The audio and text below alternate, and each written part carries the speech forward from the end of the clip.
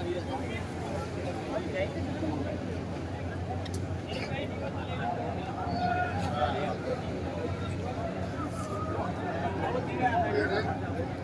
જોહાર. આવું ઢીલું ઢીલું નહીં ચાલે ભાઈ. બંને હાથની મુઠ્ઠી વાળો, બંને હાથની મુઠ્ઠી વાળો ને બધા નારો જોર જોરથી બોલાવવો પડશે. કેમ કે આ વિસ્તારમાં જે પ્રકારે 30 વર્ષથી ભારતીય જનતા પાર્ટીનું શાસન છે અને જે નેતાઓ છે એમને પણ ખબર પડવી જોઈએ કે અહીંયા આમ આદમી પાર્ટીની જાહેર સભા છે અને આ સભામાં જોરશોરથી નારા લાગે છે. તો બધા જ લોકો બે હાથ ઊંચા કરીને નારા હું જે બોલાવું એ બોલજો. જય જોહાર, જય જોહાર, ભારત માતા કી, ભારત માતા કી જય જોહાર का नारा है, जय जोहर का नारा है, धन्यवाद. જે પણ આગેવાનો બહાર ઊભા છે એમને મારે નમ્ર વિનંતી છે કે અંદર આવીને પોતપોતાનું સ્થાન ગ્રહણ કરી લે. ટૂંક સમયમાં આમ આદમી પાર્ટીના રાષ્ટ્રીય સંયોજક, દિલ્હીના મુખ્યમંત્રી શ્રી અરવિંદ કેજરીવાલજી, પંજાબના મુખ્યમંત્રી સરદાર ભગવત માનજી પધારી રહ્યા છે અને મંચસ્થ આપણી મધ્યે ગુજરાત પ્રદેશના પ્રભારી એવા ગોપાલરાયજી, આપણા સૌના માર્ગદર્શક અને ગુજરાત પ્રદેશના અધ્યક્ષ એવા ઈસુદાન ગઢવીજી, સાથે આ વિસ્તારના આગેવાન નરેશ બારિયા, સાથે દાહોદ જિલ્લાના પ્રમુખ એવા રાકેશભાઈ બારિયા, સામાજિક આગેવાન એવા રાજુભાઈ વલવાઈ, દેવેન્દ્રભાઈ મેળા, મંચસ્થ ઉપસ્થિત તમામ મારા સંઘર્ષના સાથીઓ, જિલ્લાના પ્રમુખશ્રીઓ, વિધાનસભાના પ્રભારીશ્રીઓ, સૌનું હું સ્વાગત કરું છું. અને સાથે સાથે મારી સામે જે મોટી સંખ્યામાં આજુબાજુના વિસ્તારોમાંથી તમે જે ઉપસ્થિત થયા છો, ત્યારે સાથીઓ આ તમારી ઉપસ્થિતિ દર્શાવે છે કે આવનારા દિવસોમાં ભારતીય જનતા પાર્ટીની હાથમાંથી સત્તા જાય છે અને આમ આદમી પાર્ટીની તાલુકા જિલ્લાઓમાં સત્તા આવે છે. આજે અંદર पे સાહેબે ના પાડી અને આ સભા જ્યારે થઈ રહી છે ત્યારે સાથીઓ તમે બધા જાણો છો કે આદિવાસી એટલે કોણ? આદિવાસી એટલે આદિ અનાદિ કાળથી આ ધરતી પર વસનારો સમુદાય, જેને આદિવાસી કહેવામાં આવે છે. પણ આ ભારતીય જનતા પાર્ટીની સરકાર, આ આરએસએસ થી કામ કરનારી સરકારે આદિવાસીઓને વનબંધુ, વનવાસી, ગિરિજન, જનજાતિ કરીને આદિવાસીઓનું અસ્તિત્વને ભૂસવાનું કામ કર્યું છે. આદિવાસી તરીકે અનેક વખતે રજૂઆત કરવામાં આવી કે અમે આદિવાસી છે, અમને શું કામ તમે વનવાસી બનાવો છો? છતાં ભારતીય જનતા પાર્ટી અને આરએસએસ ના લોકો આપણને આદિવાસી તરીકે મિટાવવાનું કામ કરી રહ્યા છે. ત્યારે આપણે બધાએ આપણી અસ્મિતા માટે જાગવાની જરૂર છે. સાથીઓ તમે જોયું હશે, આપણે શરૂઆતમાં સરકાર સામે જય જોહારનો નારો બોલતા હતા, જય જોહાર. ત્યારે એમના આરએસએસ ના લોકો કહેતા હતા આપણને કે આ જોહારિયા ક્યાંથી આવી ગયા, આ જોહારવાળા ક્યાંથી આવી ગયા. અને આજે આરએસએસ હોય કે ભારતીય જનતા પાર્ટીના નેતાઓ હોય, બધાને જોહાર બોલતા કરી દીધા છે. એ આપણા આદિવાસી સમાજની તાકાત છે.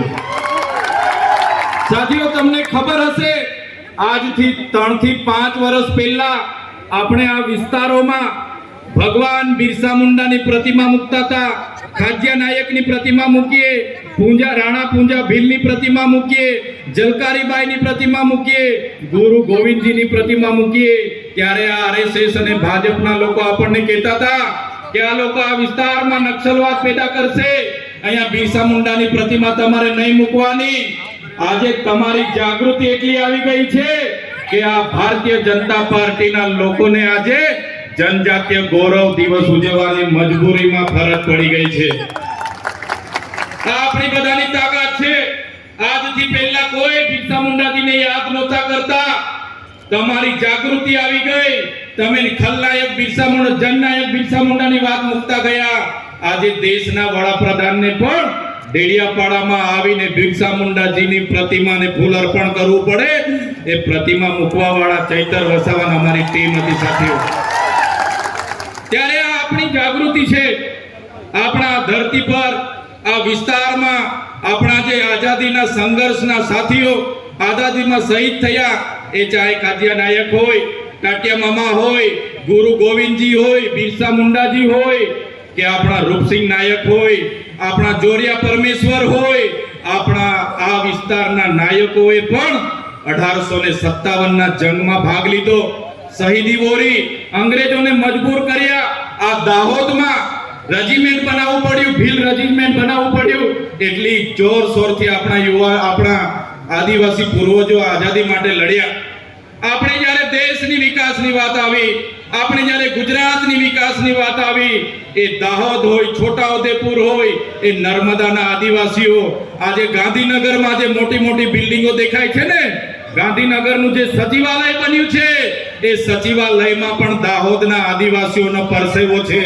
આજે અમદાવાદની હાઈકોર્ટ બની છે, આજે કલેક્ટર કચેરી બની હોય, એસપી કચેરી બની હોય, કે આજે સેશન કોર્ટ હોય, કે જેટલી પણ કોર્ટો બની હશે, આજે જેટલા પણ કોરિડોર બન્યા છે, જેટલા પણ રેલવે બન્યા છે, જેટલા પણ એરપોર્ટ બન્યા છે, જેટલા પણ ડામર રોડ બન્યા છે, એ તમામ વિકાસમાં જો કોઈનું યોગદાન હોય તો એ અમારા દાહોદના આદિવાસીઓનો એમાં પરસેવો છે, પરસેવો. દરેક બિલ્ડિંગના પાયામાં અમારા આદિવાસીઓનો પરસેવો છે. અને એના બદલામાં સરકારોએ આપણને શું આપ્યું? આઝાદીના 78 વર્ષ થઈ ગયા. પહેલા 50 વર્ષ કોંગ્રેસનું શાસન હતું, હમણાં 30 વર્ષથી ભારતીય જનતા પાર્ટીનું શાસન છે. આજે આપણે શિક્ષકો માટે આંદોલન કરવાનું કે સાહેબ અમને શિક્ષકો મૂકી આપો. આજે શાળાઓ માટે આપણે આંદોલનો કરવાના કે અમારી શાળા બનાવી આપો.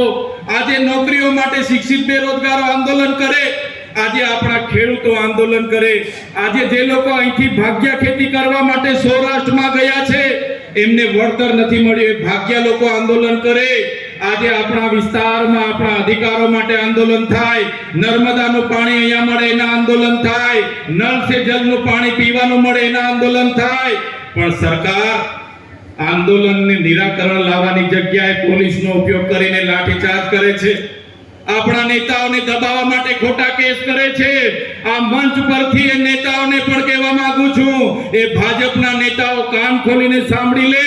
તમને જેટલું વેઠા એટલું જ અમારા લોકોને હેરાન કરજો, કેમ કે અમે વ્યાજ સહિત એનો હિસાબ કરવાના છે. અમે વ્યાજ સમેત એનો હિસાબ કરીશું. જ્યારે ચૈતર વસાવા આદિવાસીઓને જાગૃત કરવાનું કામ કરે, અનુસૂચિ 5 લાગુ કરવાની માંગ કરે, પૈસા એક્ટ લાગુ કરવાની માંગ કરે, આ વિસ્તારમાં 73 એના જે ગેરકાયદેસર દસ્તાવેજો થયા એને અમે ઉજાગર કર્યું, નલ સે જલનું કૌભાંડ અમે ઉજાગર કર્યું, અહીંના મંત્રીએ મનરેગામાં કૌભાંડ કર્યું અને આપણા લોકોની રોજગારી છીનવી એને અમે ઉજાગર કર્યું. અહીંયા નકલી સિંચાઈની કચેરીઓ ચાલતી હતી એને અમે ઉજાગર કરી, અહીંયા નકલી કોલેજો જીએનએમ એમની ચાલતી હતી એને અમે ઉજાગર કરી. એટલે આ હર્ષભાઈ સંઘવી અને ભૂપેન્દ્રભાઈ પટેલને ગમ્યું નહીં. એક સામાન્ય કેસમાં મને જેલમાં નાખી દેવામાં આવ્યો અને પોલીસ દ્વારા એવી સોગંદનામા રજૂ કરવામાં આવે કે મને તારીખ પર તારીખ મને 80 દિવસ સુધી જેલમાંથી બહાર નીકળવા ન દીધો.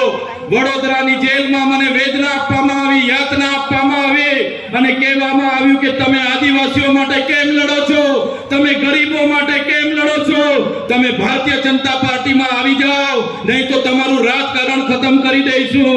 ત્યારે પણ આ ચૈતર વસાવાએ પોલીસ અધિકારીઓને કીધું તો તમારી જેલોથી ડરવા વાળા ચૈતર વસાવા નથી, તમારી જેલો સામે લડવા વાળા લોકો છે, તમારી ભાજપ સામે લડવા વાળા લોકો છે. સાથીઓ તમે વિચાર કરો, એ ડેડિયાપાડાની જનતાએ, એ સાગબારાની જનતાએ, એક ચીકટાની જનતાએ એક ધારાસભ્ય તરીકે મને 1 લાખથી પણ વધારે મત આપ્યા. 43,000 ની મારી લીડ હતી. એક પણ રૂપિયા વગર, એક પણ દારૂની બાટલી વગર મને સ્વયંભૂ બધાએ ચૂંટી કાઢ્યો. અને આજે આ ભારતીય જનતા પાર્ટીના વડાપ્રધાન ડેડિયાપાડા આવે, મુખ્યમંત્રી ડેડિયાપાડા આવે, નાયબ મુખ્યમંત્રી ડેડિયાપાડા આવે, પ્રદેશ પ્રમુખ ડેડિયાપાડા આવે, આદિજાતિ મંત્રી ડેડિયાપાડા આવે. આજે પણ 2 મંત્રીઓ ડેડિયાપાડામાં છે અને એ મુદ્દાની વાત નથી કરતા. અને ચૈતર વસાવાએ આમ કર્યું, ચૈતર વસાવાએ તેમ કર્યું. પણ આજે ભાજપ સરકારને હું કહેવા માંગુ છું, ચૈતર વસાવા 3 વર્ષના ધારાસભ્ય છે, તમારી 30 વર્ષની ડેડિયાપાડાની જનતાને તમે હિસાબ આપો કે તમારી સરકારે ડેડિયાપાડામાં શું કર્યું છે, પછી ચૈતર વસાવા 3 વર્ષનો હિસાબ આપશે. સાથીઓ વિચાર કરો, જે વિસ્તારનો હું ચૂંટાયેલો ધારાસભ્ય છું, ગૃહમંત્રી હર્ષ સંઘવી